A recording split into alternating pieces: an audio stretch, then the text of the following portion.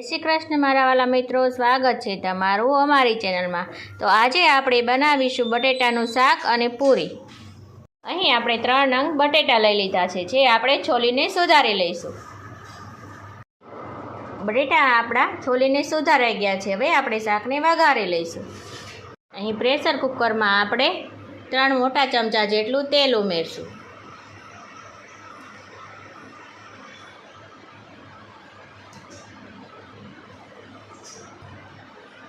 તેલ આપણું ગરમ થઈ ગયું છે। આપણે તેમાં અડધી ચમચી જેટલી રાઈ ઉમેરી દઈશું। આપણી સરસ રીતે ફૂટી ગઈ છે। ત્યારબાદ આપણે તેમાં અડધી ચમચી જેટલી હિંગ ઉમેરી દઈશું। ત્યારબાદ આપણે તેમાં 2 તમાલપત્રના પાન ઉમેરી દઈશું।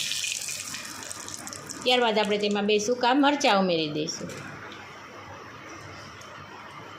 ત્યારબાદ આપણે તેમાં 1 નંગ ટમેટો ઉમેરી દઈશું।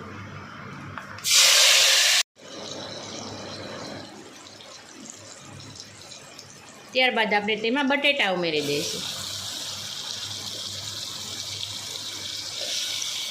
આપણે શાકમાં મસાલા કરી લઈશું। 1 ચમચી મીઠું, 2 ચમચી મરચું, 1/2 ચમચી ધાણા જીરું પાવડર,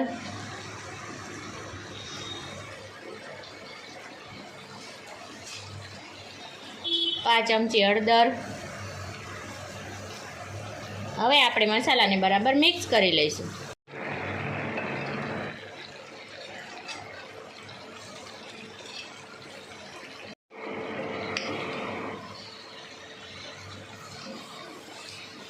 મસાલા આપણા સરસ રીતે મિક્સ થઈ ગયા છે। હવે આપણે શાકને સોટે થવા દઈશું।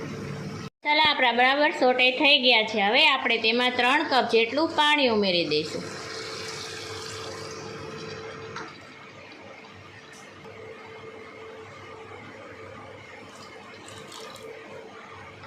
તમારે જે પ્રમાણે શાકમાં રસો રાખવો હોય એ પ્રમાણે પાણી ઉમેરવાનું।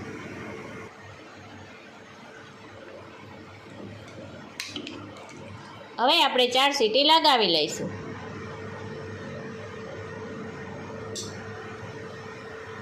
તો અહીં આપણે 3 કપ જેટલો ઘઉંનો લોટ લઈ લઈશું।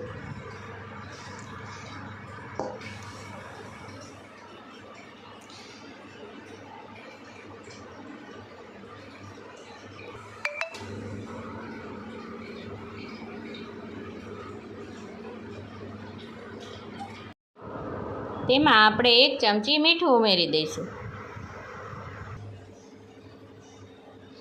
ત્યારબાદ આપણે તેમાં અડધી ચમચી હળદર ઉમેરી દઈશું। ત્યારબાદ આપણે તેમાં 5 ચમચી જેટલી હિંગ ઉમેરી દઈશું। ત્યારબાદ આપણે 1 ચમચી જેટલું મરચું ઉમેરી દઈશું। તમે પૂરીમાં મરચું ન ખાતા હોય તો તમે સ્કીપ કરી શકો છો। ત્યારબાદ આપણે તેમાં 1 મોટા ચમચા જેટલું તેલ ઉમેરી દઈશું।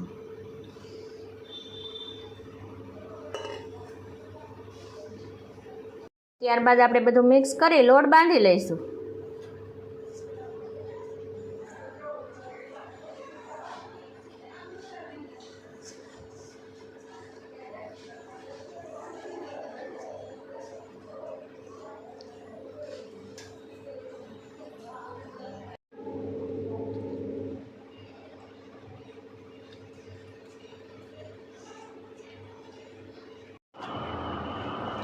હવે આપણો લોટ સરસ રીતે બંધાઈ ગયો છે। આ મેં પરાઠા જેવો લોટ બાંધ્યો છે। હવે આપણે તેમાં તેલ ઉમેરી દઈશું।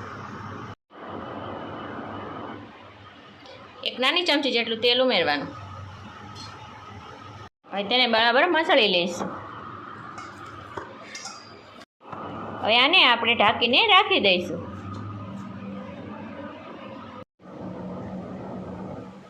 આપણે તેને વણી લઈશું।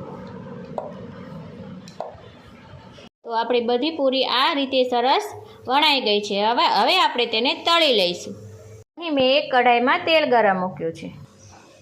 તેલ આપણું ગરમ થઈ ગયું છે। હવે આપણે તેમાં પૂરી તળી લઈશું।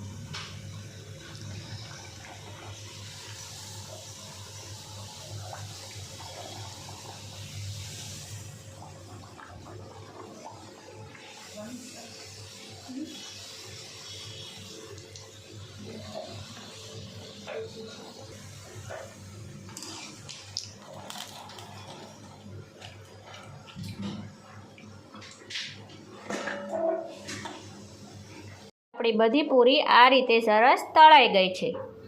આપણું બટેટાનું શાક અને પૂરી તૈયાર થઈ ગયા છે. જો તમને અમારો વિડીયો ગમે તો લાઈક કરો, શેર કરો અને અમારા અવનવા વિડીયો જોવા માટે અમારી ચેનલને સબસ્ક્રાઈબ કરો.